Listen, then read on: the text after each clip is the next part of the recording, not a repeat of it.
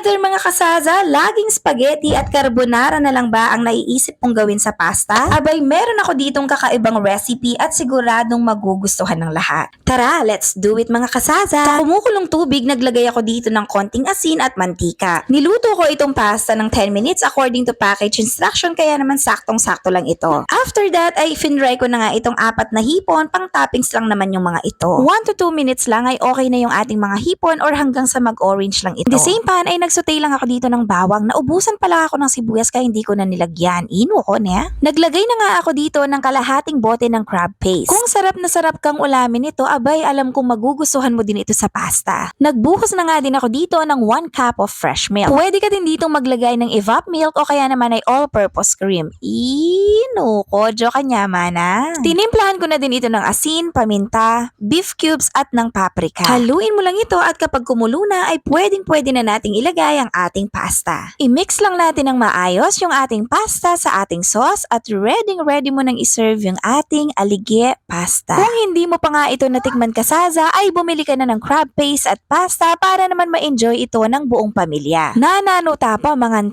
na Jo. And that's all for today mga kasaza. Have a happy tummy. Please like, share, and follow for more.